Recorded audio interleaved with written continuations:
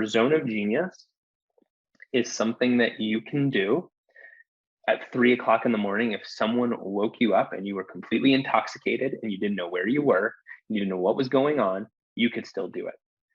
You don't have to even think about it. It is so easy for you. You don't even see it as a gift.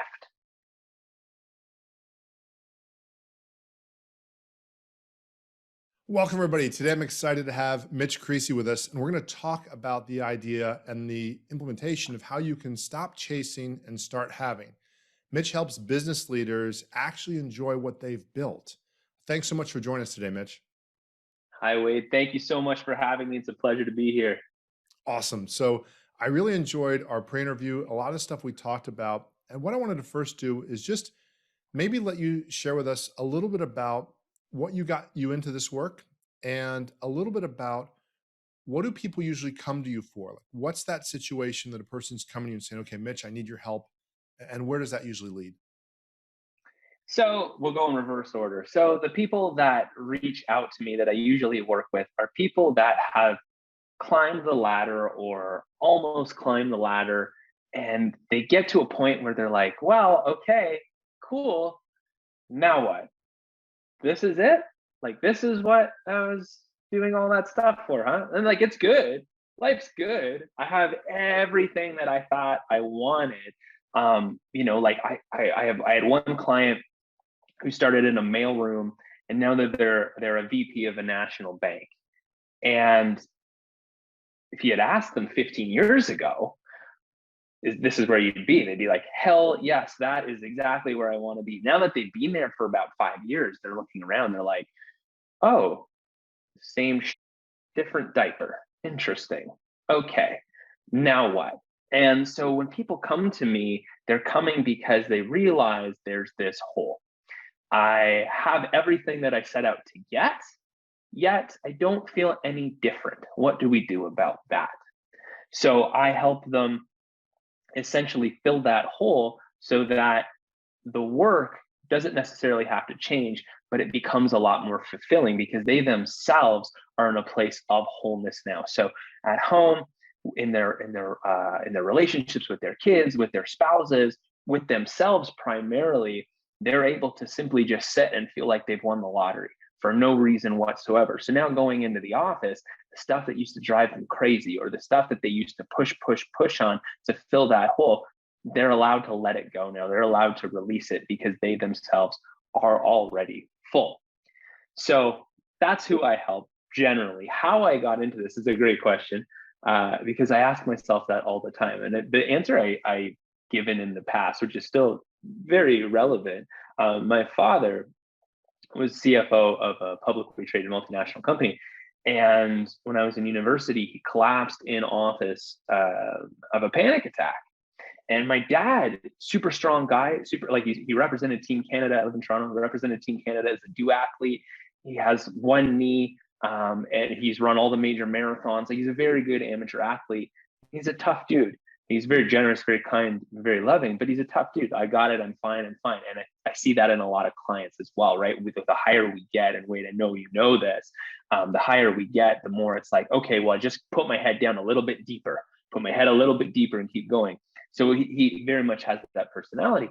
And it got to the point where, again, he collapsed in office and he was doctor ordered to stay 500 feet away from his office for an entire year. And around that time, I, in my own life, was starting to ask the bigger questions. What am I here for? What am I supposed to be doing? Because it became apparent that this pattern of job, money, relationship, new job, new money, and around and around we go. It's like, well, there's got to be more to life than this. Like, this can't be it. And I'm lucky because, well, I shouldn't say I'm lucky. I don't believe in coincidence. Everything happens for a reason. And I was very, it was so happened that I was born to my dad on this side, but my mom, who was pretty much as big a hippie as you could find without actually being a hippie. I always refer to them as the real life Dharma and Greg to any of our audience viewers who might remember that sitcom. And I got to the point where it clicked, and it was like, okay, start using the tools that mom taught you as a kid, universal law. essentially, an introspection to help people like that. And when that clicked inside of me, I went, oh yeah, okay, there it is, let's do it. And the business was born from there, and away we went. Awesome. There's something I love that Wayne Dyer says about meditation, and Mhm. before or enlightenment, excuse me, before enlightenment, chop wood, carry water. And it's the saying, he didn't make it up, but he shares it. And after Yeah. enlightenment, chop wood, carry water. And he says, what?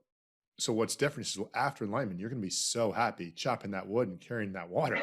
And so it's not so much that the material plane changes. We still need to pay our bills. We still need to do certain things, but being able to create a situation where we are at least enjoying what we do. And I, at least when I talk to my clients, I see a few different things. There's the, I hate my work, and that person's okay. They're at that stage. And usually it's not so much they hate their work. They're like what you shared. They're frustrated. They've gotten somewhere that they had at one point wanted to get, and they're not content because other things are not as content. Most people I talk with, if their personal life is really solid or what they want it to be, and their job isn't what they want, they're a little more almost precise, a little more, well, my job could be better, or this could be like, they're a little more objective about it. There's not as much Right. annoyance. There's not as much passion about, well, my job sucks. But the people who, let's say they got the job they wanted or something close, or God forbid, not exactly the job they wanted, even though there's so much abundance in the part of the world where you and I live, and they're very frustrated about that. And there's still these couple other stages of, okay, well, what if you actually at least liked your job, even if you don't think it's what you were put on this planet to do, which I have some of the Hmm. work that I do. And I work with people that sometimes say, wait, I do my work, that it pays the bills. I don't love it. Like, it's not the greatest thing in the world, but it's a good job. I believe in it. And sure, I'm happy to do that. And then there's the people that are doing what they love, and they'll tell you, I love doing this. And obviously they don't do it 24/7, but they get to do, for the most part, what they love to do.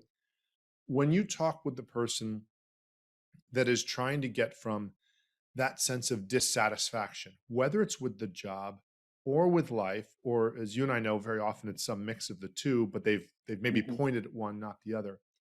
Where do you start with a person? How do you get a person, like, what's that first step? Because a lot of people say, okay, I'm dissatisfied. And then if you throw in some of what I was raised with, all, and I, similar to, I've the entrepreneur father and the Right. spirituality reading, read Krishnamurti and psychology and all this stuff type of a person that, question all this stuff. And yet, and so I even have a little bit, and I was raised Catholic, so I have a little bit of that. Well, gosh, I should be grateful for what I have. And gratitude can be an awesome I thing, but it can be one of those things where we say, well, life's too good now. I don't want to ask for more because now I'm being ingrateful. Where do you start with somebody when there's so many places you can start? Or is there a place you find that for most people, so that for those who are listening, where's a great place to start as far as starting to make a positive change in that direction? So we always want to start exactly where we are, right? We all want to work, and we always want to work from the inside out. So for most people, when they come, usually where we begin is, what is the thing that's causing you the most pain right now? Like, and when I say pain, it doesn't, like, trauma is relative, right? It doesn't have to be this big, oh my God, a life-changing event, blah blah blah. It could just be someone's pissing you off. It could just be like, I don't know, I'm just irritable today. I didn't sleep well last night, or at work this thing happened. And usually that thing acts as the gateway down to the deeper thing. And when we say inside out, we always want to begin at a deeper level. Um, what we see outside of ourselves is a direct reflection of what's going on inside of ourselves. So when we start within, if we can start to shift this core belief, if we can start to shift this perception, this false belief within ourselves, um, to something that actually suits us, we're going to have that thing that suits us now reflected back to us. So there's this common misperception that I have to go change something out there to feel better in here. And that's why it never works, because we're violating natural law when we do so. We want to start inside. So say if I believe that night times are are bad for me, I'm not going to sleep because I'm signaling to my body that there's danger here. So we need to be vigilant, right? But if I can change that to belief, to nighttime is my time to connect to my higher self. Nighttime is the time where insights are downloaded into my brain. Nighttime is the time where my body becomes alive and it restores and rejuvenates. Now, all of a sudden, that's something I want to be a part of. That's exciting. So I've changed the belief at a core level, and now all of a sudden my sleep's going to improve. So I guess a good way to start is we want to identify basically anything that doesn't feel good in the body. That's always the best place to start. Like, very simply, what doesn't feel good in the body? Am I angry? Am I sad? Am I frustrated? Whatever it may be. Do I feel guilty? Whatever that is in the body. That's always where we want to start. And there's really like my five favorite ways to start to correct the misperception that's living in the body, right? The brain and body are a feedback loop. So if I have a feeling in the body, it's because I'm holding a misperception in the mind. So if I can correct the misperception in the mind, it's going to free the feeling in the body. And now I've moved back into a state of homeostasis, into peace, into rest. So all of that to say, my 5 ways that I really like to correct misperception. So number 1, I love questions. What am I really upset about? And I bold and I italicize really. And if I just ask myself that, what am I really upset about? Not what I think, not because that person said something, but what am I really upset about? If I ask myself that question, I just let it linger, I let it be, usually within a few days, an answer comes to me when my attention's placed on something else. And when we have that insight, that realization, the misperception is corrected and we can go forward. So the second thing I like to ask is, or it's more of a declaration, and it comes from A Course in Miracles, my favorite book. I'm a student of A Course in Miracles. I am willing to see this differently. So if I know that I'm not feeling good or I'm not liking what I'm seeing, and I don't necessarily know how to change it, I'm going to state to myself and my higher self, God, universe, whatever you want to call it, the quantum field, I am willing to see this differently. Next question, what is the truth? And I ask myself that question. I ask my body that question, because underneath the grievance, underneath the misperception or the tension in the body is going to be the truth. The truth being that I am whole no matter what. And if I just simply ask the question, over time, it's like a muscle, right? The more you ask the question, the more developed the muscle becomes. I'm going to be able to find that undimmable light within me no matter what. And once I can feel it, then I go, okay, this situation is not what I think it is. And it just creates a little space for me to receive some more insight about how it is I want to move forward. Number 4, I want to get outside of my body. So Joe Dispenza talks about this a lot, about moving, taking our focus from whatever's going on within to the space just outside of the body. And that can sound a little bit heady and conceptual, but if you really think about just removing your focus from the problem or the perceived problem in your head, or the tightness in your chest, or the butterflies in your stomach, or the tightness in your throat, to something outside of that, well, what you've done now is you've connected or reconnected with your mind and not your brain. And the big difference there is the mind is open to information that the brain cannot see, right? The mind is connected to everyone and everything, and the body exists within the mind. The brain exists within the body. So if we can connect to mind, then we've opened ourselves up to new possibilities and new ways forward. And lastly, this is for all my tangible peeps out there, tapping your way to truth. So emotional freedom technique, I'm sure you've heard of it. Most people have, but I love it because it's such a great way to, maybe in the show notes, we can link to a video of how to do it if you guys don't know how to do it. But there's it's such a tangible way to actually move that energy that's unhelpful through your body, so you can get to a point of realization and go, oh, that's what I'm really upset about. So you're kind of answering that first question. Number 1, at least, I don't know, Wade, when you tap, do you experience that? Because I know I do. If I start tapping on one thing that's making me upset, usually halfway through, the real thing I'm upset about starts to emerge. So my vocal starts to change in the middle of tapping.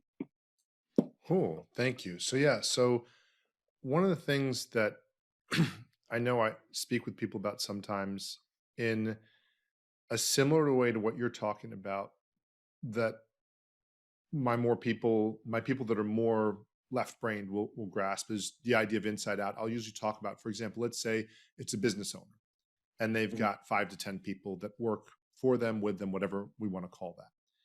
And we'll have the same conversation, or at least the same starting point. Say it's an inside out issue. So for example, you hire me sometimes as the coach to fix your staff, when Mhm. you and I both know usually it's at the center. And so first of all, there's a certain group of people that won't even take responsibility for that. So you're like, okay, well, we're not going very far when it's, it's always their fault.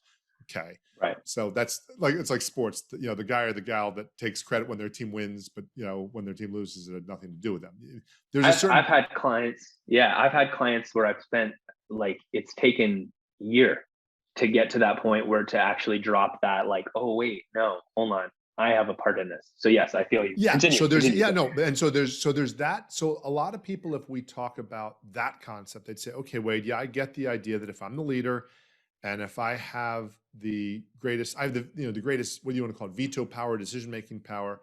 Okay, Mhm. chances are on some level, most of what's good in the business is in some way indirectly because of me, and also most of what's not so good. And so that's something I'd say, just even looking at thoughts evolving, whether it be Stephen Covey or different authors over the last, let's say, since the mid 80s, most stereotypical, almost, and I'm going to go to a gender here, cavemen like males have been able Mhm. to accept that, okay, yes, probably, again, I've got to take the credit and the blame. And of course, if you're an athlete, Mhm. you definitely hear that conversation enough. Like, you can't just take credit for the wins.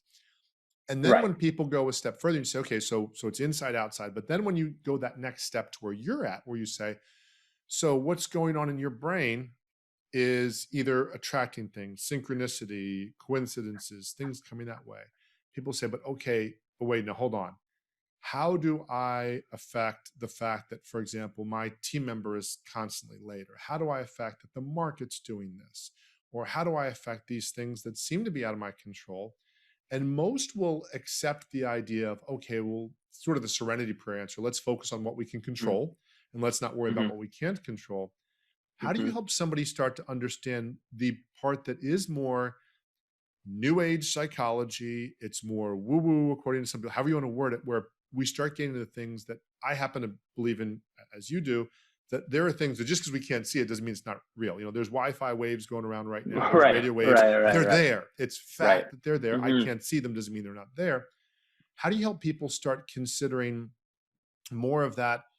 I guess the closest pop psychology term, which is still, would be the self-fulfilling prophecy, or, you're attracting things to you, not so much in the, well, I'm just going to sit here and meditate and hope that, a car lands on me. Well, not on me, but it hits my driveway, Yeah. Yeah. Yeah. Yeah. but Yeah. more Yeah. of that, yes, you're still attracting. How do you help people make that shift? Because I know a lot of the people I talk with, especially, it's almost the stronger people are at getting real world results, the more they've been reinforced in that real world. I've got like an Yeah. air quotes record for today. But then when they want to do something that's a little more intangible, they don't know what to do with it. How do you help somebody start seeing that, yes, your core beliefs, and explain a little more of a core belief, if you don't mind? I'm familiar with that term, but some people Yeah. might not be as familiar, because they say, well, beliefs are beliefs, right? They're accurate, right? So I don't know why I'm giving you two questions at a time today. So core belief, core belief, and then how do you help a person who's maybe more on that left brain, or who's more just a Missouri person? Show me state. Show me what it's like. Right. How do you help them start considering the idea that how they're seeing the world, how they're perceiving the world, is actually impacting what is in reality confirmed, subject or objective reality happening outside, that they're still impacting that? Well, I give them something different to see. Very, very plainly put. Um, so it's the great thing about this is that law is law is law is law. It doesn't care if you're Mitch, you're Wade, you're Sally. It doesn't care if you were born with nothing or born with everything. And what I usually tell people is that you're using law now. You're just misusing it. in ways that don't serve you. So you know how to manifest. You're already doing it. And so I ask them, look at your life now, and then what thoughts correspond inside. Are those two not correlated? So I start to offer the rational brain proof based on what we're seeing already. So, and then from there, answering the other question, most of our beliefs are based on our biases. And most of our beliefs are born from a place of protection or learning from when we were little. So our beliefs aren't necessarily our beliefs, they're our parents' beliefs, they're our caretakers' beliefs, they're the beliefs of our experience in those formidable years, right? In those 0 to 14 years. And so that can be good depending on where you are in your life or where you want to go, or that can be not so helpful. So when we understand that a belief, a core belief being something that is not necessarily seen from the beginning, a core belief, or a belief would be like, I believe that good things happen to good people. Okay, well, that's a nice thing to say. Is it true? Yes. And is it true? No, right? There are lots of good people who don't experience good things. Why? Because they are unaligned with themselves. They're not actually doing good things because it's coming from a place of extension of who they are naturally. They're doing good things because they believe if they do something good, they're going to get something. And that getting something is most likely going to be something that protects or shields them from the thing they're scared of. Normally, the thing they are scared of is the thing they actually want. And when I say they, guys, I don't. This is not just talking about you. Like, I know, Wade, you've done it in your life. I've certainly done it in mine. This is human nature, and this is why having a coach, having support in your life is so beneficial, because as all of these things inside start to come to the surface, what you get, and this is what the left brain people love, what you get is control. So now I have control over what beliefs I want to hold, which ones I can cast away, and what new ones I want to bring in that are going to correspond and align with the life I actually want to live. That's awesome. And that's the thing that I think a lot of people that I work with, they want to do something different. Most of the people, if you're even listening to a podcast, you get one of Mm-hmm. the most common things of insanity is doing the same thing over and over and expecting a different result. So most people, if they're listening to a podcast, if they're reading a book, whatever it might be, they're in some way open. They're hiring a coach. Like, okay, I want something different somewhere. And you and I have both experiences as coaches. Sometimes you say, well, you hired me to do this and you want this, but I'm telling you what to do and you don't want to do it, but you want it. And of course, sometimes we want it our way. We don't want it the way that actually it needs to be done. Like, the diet that says, well, you Mm-hmm. can just eat Twinkies and end up with a six-pack abs. So, I know what I Yeah. want and I know how I want to get there, but might not be how it actually works in Right. reality. Right. Yeah. How does somebody know if something's holding them back? Because this whole core belief thing, you and I are saying something, and you've mentioned a couple times law, and I understand what you mean by that. And natural law: if this, then this. You put your hand on fire, your hand burns. And I know there's a couple things people say, well, yeah, well, you can do Mm-hmm. this, and most of the time, I know you can. There's yogis that can do certain things. I know you can walk on coals, but for the most part, you get hit by a car, it's going to hurt. There's certain things they are what they are, and a lot of the times, that whole saying of what you think is true that's not true, and that's really at the heart of the core belief conversation. What is it that you think Mm-hmm. is actually true that's actually not really true? The world's flat. Core belief of a lot of people many years ago, not actually true. How does somebody know if something is holding them back? Because some people say, well, no, I think I'm doing fine. My life looks pretty good. I look Yeah. around and I'm not in the matrix. I don't feel like I'm being taken advantage of. And yet at the Right. same time, I'm still sensing there's something better. How does somebody know if Yeah. something's holding them back? So, I mean, again, the simplest way is if what you see isn't what you really want. And there's that capitalized, italicized really again.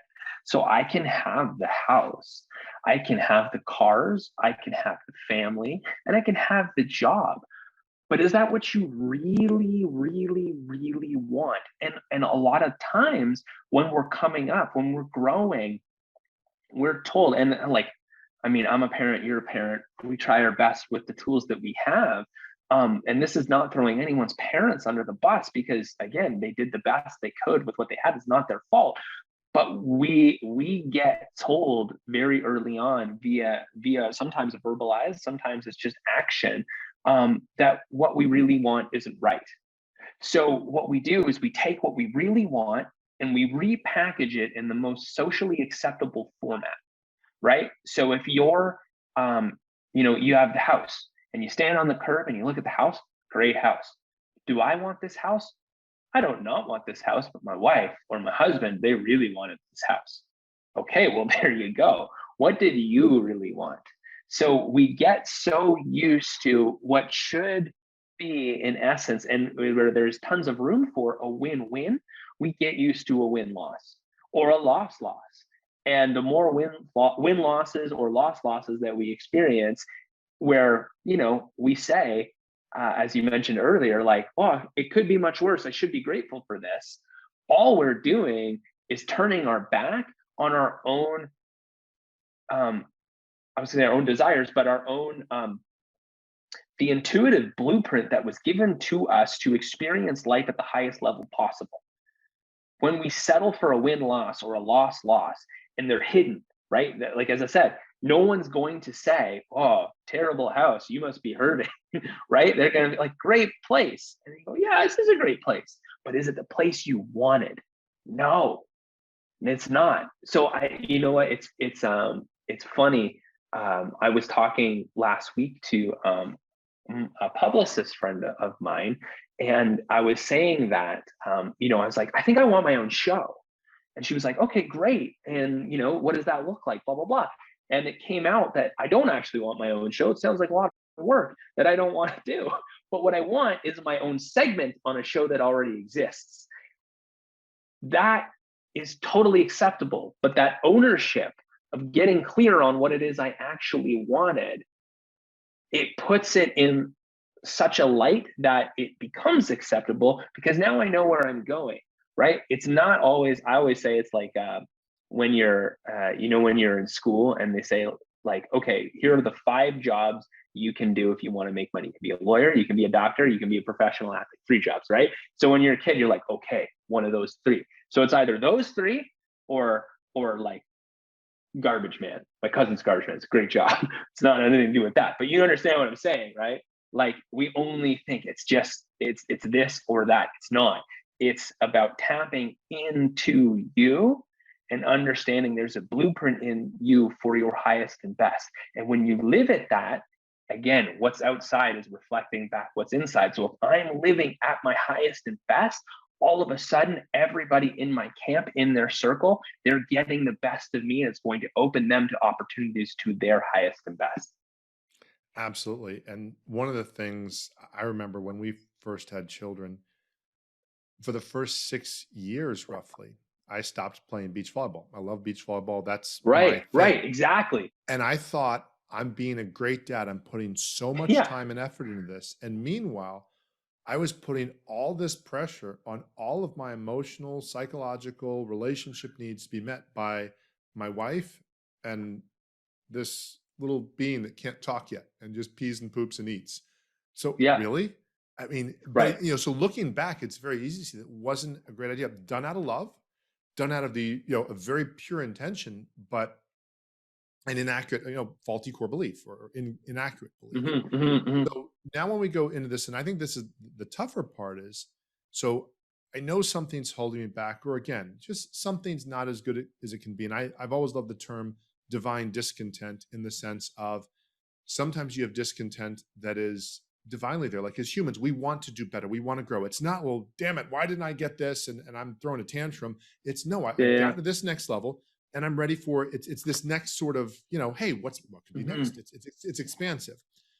How does somebody know what's holding them back? Because then they say, Right. okay, I know something's wrong, but now what is it? So the spoiler alert, the thing holding you back is you. right? And not in a judgmental way. We all do it, right? As I said earlier, your beliefs are going to be outgrown, and they should be outgrown. If they are being outgrown, and you know they will be outgrown when you experience tension. Tension being, I want this, but I don't have it. I know I feel something greater than what I'm at right now, but it's not here and I can't see it. As you said, that disconnect, that tension. So what we want to do when we are experiencing that, we want to go back to this misperception of separation, right? So separation being here's me, here's the thing I want, and there's this gap, this perceived gap. In actuality, the thing you want, I'm doing your hand things now, I'm engaging your stuff.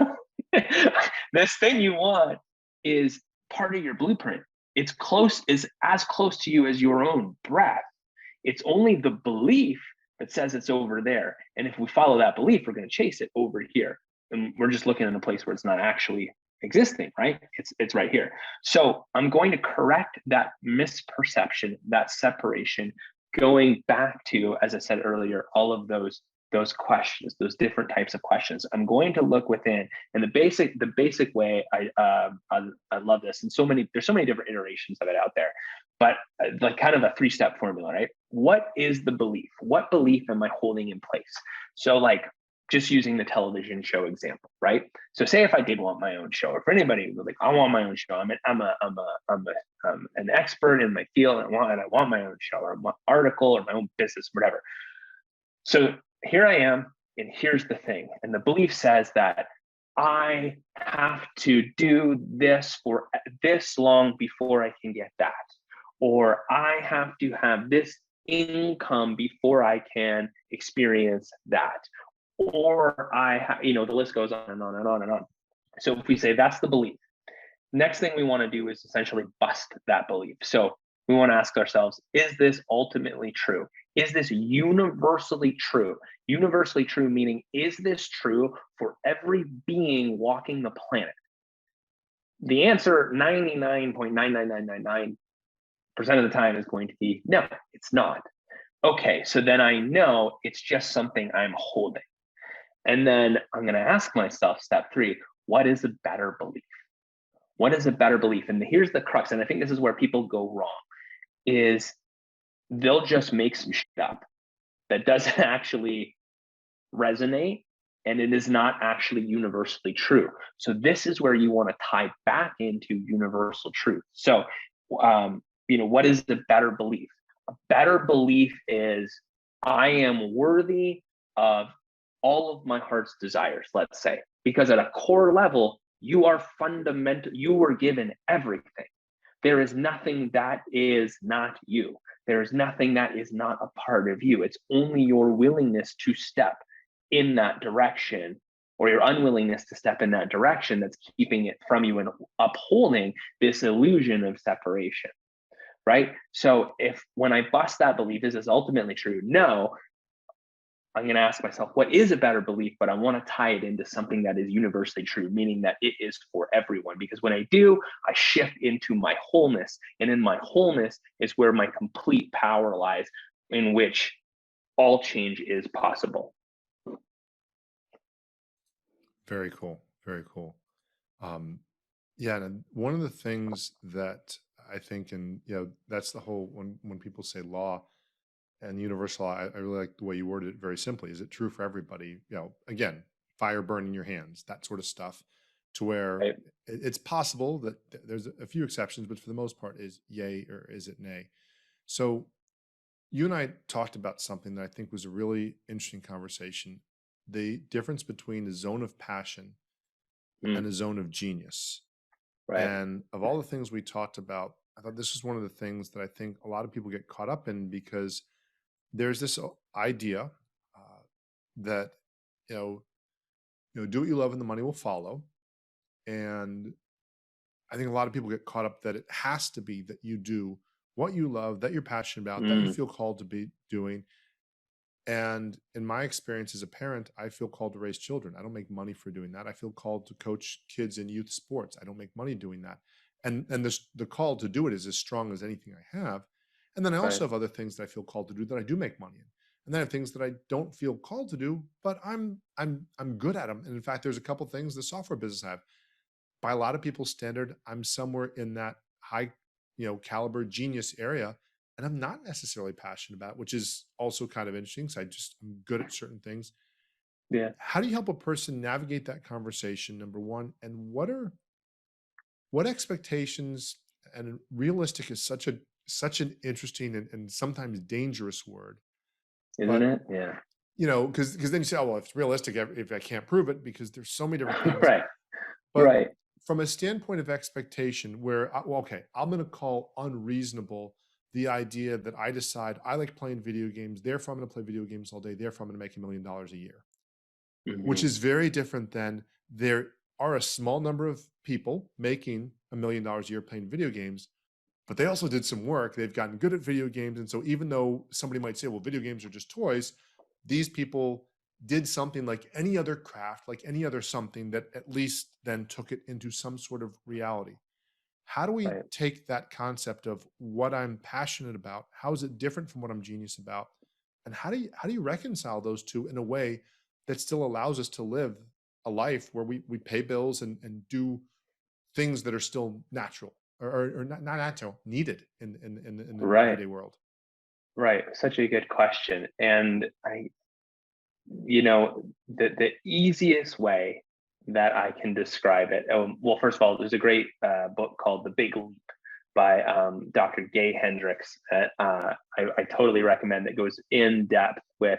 I actually think the zone of genius might actually come from this book, the term, but it goes really in depth with this concept. But the easiest way I can describe it in my own words is your zone of genius is something that you can do at 3 o'clock in the morning. If someone woke you up and you were completely intoxicated and you didn't know where you were, you didn't know what was going on, you could still do it. You don't have to even think about it. It is so easy for you. You don't even see it as a gift. It's that easy. That is your zone of genius. That, coupled with when you perform it, it feels like there's some sort of release. You do it and it feels like the job is done. Like when you've completed it, you go like, yes, okay. And there's some sort of this physical release that comes from it. It also doesn't feel like trying, right? It's just, it is as easy as breathing. And here's the thing, your zone of genius doesn't necessarily imply a job. It can be something that spans multiple industries, multiple roles, right? So your zone of genius could be effective listening. Like that, you could be the best listener in the world, right? There's no better listener than you. But it comes back to this idea of ownership. When I've looked within and I see within and I feel it because there's alignment there, everything comes into one line. There's a wholeness. I can then own that wholeness and I can say, this is the thing. This is me. This is what I do. And now all of a sudden, it's not a crazy thing anymore. So using your example, right? If say it was video games, well, you may enjoy playing video games, but the thing that makes you successful at video games is not actually playing video games. It's your ability to anticipate, or it's your ability to be 2 steps ahead of your opponent, or it's your vision, or your ability to sit in one spot for hours and hours on end, whatever it may be. But this idea that it doesn't necessarily have to be what you think it is. So on the other side of that, we have the zone of passion. The zone of passion is, there's trying involved, right? There's the illusion of learning, right? And I say the illusion of learning. Learning is a beautiful thing, but learning is best when it's in addition to something that's already there, not to fill a gap or a hole, right? So the thing that you are a genius at, you didn't have to learn. You were born with it. You didn't spend any time going out and being like, okay, I think I'm really good at listening, so I'm going to read all the books at listening and get good at that. No, you didn't do that.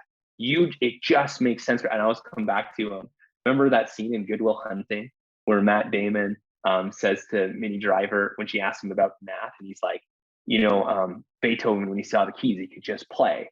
But when it came to math, I could always just play. Your zone of genius, you just play. There's no trying involved, right? Your zone of passion, you may really like. So for me, I love wakeboarding. That is my favorite sport. Am I a genius at it? Not a fucking chance. I'm not. But I love it. It's so much fun. And I try at it, and I'm passionate about it. And I watch. Sean Murray and I were best buds. That's not true. We've talked a little bit on the gram. I'm pretty excited about it. But anyway, I'm interested in it, and I've been doing it forever. But that's a zone of passion. If I can own that as a passion, I'm not going to misappropriate it as something that I can build a career off of. And this is where the ego comes in. And I apologize. I know I'm jumping. You're just giving me so much good stuff to go off of here. But our ego will then take that passion and misappropriate it to keep us in a space of seek and do not find, or chase and do not have. The reason it does this is because it still stays employed. It has a job if we're in chase and do not have. And it's also upholding the illusion of separation that says the thing we want, we cannot have, which again leads back to more chasing. So if I take, and this is where people go wrong, is they say, if I'm going to take that zone of passion, which usually comes from outside of myself, I see it, right? There's you see with a lot of people in fitness, they'll be like, I want to be a firefighter. Okay, well, I don't actually, I mean, some really do, but some I don't believe they do. Not because they know they're lying to themselves, but they haven't looked within. They just saw, here are the 7 other people and what they do for a living, and that looks like it's the coolest one. So I'm just going to pick that. Because again, that fits, that's the box that is most closely retrofitted to my zone of genius, what I actually feel inside, that blueprint for my highest and best. So if I take the zone of passion and I misappropriate it, calling it my zone of genius, I'm going to stay in this pattern of chasing and not having. But if I can keep it there in this and own it as simply a passion while still holding space for my zone of genius to arise, the thing that is effortless, the thing that takes no thought, the thing that just feels like breathing, that thing is going to provide for me. And it's going to allow me to then spend my time, as you said, playing beach volleyball so that I can be the best father, be the best spouse, be the best coach, be the best programmer that I am here to be. And everything starts to work as this one cohesive unit. That's awesome. So a couple things came up to me while you were saying that. Is number one, I look at my business and I'm, again, you and I talk about what we know about ourselves or the people we work with, but I encourage people to consider their own businesses. So I wanted to be and have wanted to be a sales coach. My dad's a successful insurance agency owner and an agent. He's been one of the top in his company and whatnot. And I started doing that after. There's a lot of things I have multiple interests, like a lot of people do. But the best I've ever gotten back from people on that is, you're good. 8 out of 10. Okay. To me, 8 out of 10 sucks. I hate out of 10. F 8 out of 10.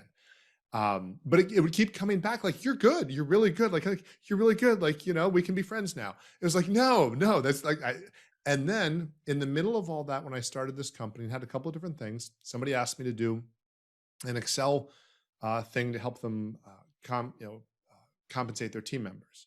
20 years later, nearly or roughly 80% of my income has been paid by this one thing that somebody asked me to do 20 years ago. And then other people, then it just grew, and it's my zone of genius. I'm there. I've never ever thought it's not. I'm not passionate about it. And you and I talked a little bit about it. I'm going to ask you to, after this, talk a little bit about how you manage your time and whatnot. 'Cause so much of this is, you mentioned about how much you work and what you get done, and and where you live, and get the view behind you. But this whole concept is for me to be able to get to my zone of passion, playing beach volleyball on Fridays without any worries. I've had to be open and humble enough, whether you want to call it surrender, whether you want to call it Mm, ego, to say, okay, yeah, that's my zone of genius. And I might not love it. I might wish it's the whole classic thing. The girl with straight hair wants curly hair. The girl with curly hair wants straight hair. Instead of us seeing what's awesome about ourselves, mhm. missing it out and seeing, well, somebody else is awesome. It's not awesome. And by the way, I've noticed these are very distracting. I've got to stop doing this because I sat by myself. You were doing this, and I was just like, it's like my dog, like just like, okay, this is much more distracting than I realized. For those of you listening, Oh, the that's audio, awesome. I hold up one hand when I'm making a point, another hand, and going back and forth. That actually kind of throws everybody off. But so me being able to live this has required something that is a sense of humility, a sense of service to say, well, okay, these people need this tool, this software. They've asked for it. They need it so much they're willing to pay me a lot of money for it. I don't value it necessarily the same way they do. Now, I do value, and how I've learned over the years is I value employees who do great work being paid well. I value entrepreneurialism. I value people getting paid for results. So that's where, even though it might not be passion like for me, like wakeboarding is for me as well, and beach volleyball and those things, and Mhm. I've tanked so many times and lost my trunks doing that, whatever. But wakeboarding, not Yep, yep. volleyball. Yeah. But anyway, that there still was some sort of sense of, okay, this is something bigger than I am, that I've been given. It's not coincidence that this skill is right here. This literally, this, I believe, God-given skill that's Mhm. just sitting there, this default, that again, to me is like, oh, well, you don't see the whole spreadsheet like Neo sees the matrix and it all comes together. Yeah, I see that. And other things I can't see for squat, but I see that. And so when I look at my life being able to get to a lifestyle that I enjoy, I've found that the things sometimes that I am really excited about don't make me a lot of money very often, because also I haven't perfected them. They're Mm, brand new. And the things that mhm. are boring as heck, or the things that make me a lot of money, are often boring because I've gotten used to them. And so there's a certain level of maturity or discipline, or at least choosing to say, well, if I want this 3-day weekend lifestyle, if I want these things, I need to be open to realizing that it might not get to go exactly the way I want it every single moment, Right. and some sort of acknowledgement again of something, whether you want to call it bigger than me, some sort of, I'm a part to the whole. What's my contribution? How may I serve? And maybe in the simplest way, as opposed Right. to constantly what's in it for me. So you and I talked, you mentioned that you live on a farm with your wife, your first baby's on Mhm. its way. Here And now. oh, here. Oh, awesome. Yeah. Yeah. Congratulations. Thank you. Thank you. Yeah, we're in week 3. Awesome. And you're still smiling and you're here. Well, that, if that's not a testimony, I don't know what is. Yeah, he's great. Baby Duke. We named him Duke, and he was a big baby, 8 pounds, 14 ounces, and everybody's doing well. And yeah, he's great. Congratulations. That's awesome. So that alone, for those of Thank y'all you. who don't have children, the fact that this man is still smiling 3 weeks into, even though of course he didn't deliver the child, just Oh still man. smiling is in and of itself awesome. Share a little bit about your schedule, not so Yeah. much as a brag, but because when you and I talked, Oh you yeah. reinforced for me that, of course, you being aware of zone of passion, zone of genius, all the things we've talked about is what's helped you be in a situation where you're having what it is that you truly want. And again, you don't have a 50-room mansion, but you Yeah. have what you want. Right. Right. So again, just want to proceed all of this with what you touched on in terms of humility. And I spent so long chasing what I thought was the most suitable package for what I considered my skill set to be. And when I say suitable package, I say, what is going to get the most respect from everybody else? Like, what's the biggest big boy job I can have, right? That everybody else is going to agree with based on my skill set. But that was coming from a place of fear of my actual skill set.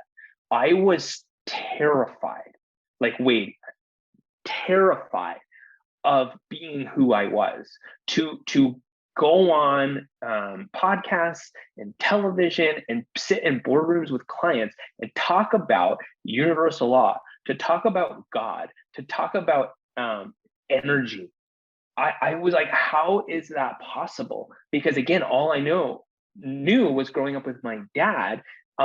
Like I remember like going into his office if I wanted to take a course or whatever, and I'd ask him for the money, or even just like asking him like, can you drive me somewhere?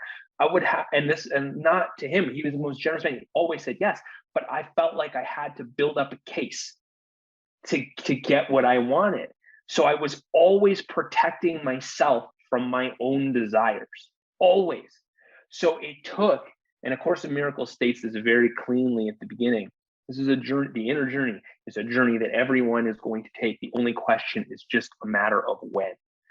And so after years of pushing away from my zone of genius into what I thought would be the most acceptable thing to do, did I then turn inside? And that's when things started to change outside.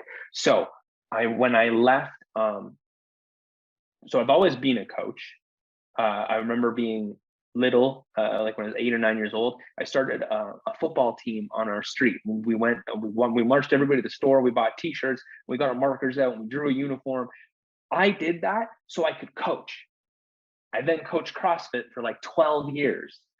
And I stayed, and it was wonderful. It was a wonderful job, and I was good at it, but I'm not passionate about CrossFit. I love this body. It's a wonderful tool, but it's a tool. I don't place stock in it beyond that. So to teach or coach in a place that values the body beyond that was out of alignment for me. But I stayed so much longer because, again, I was scared of my actual zone of genius. Now, once I did, here's what happened. In 1 year, I tripled my income.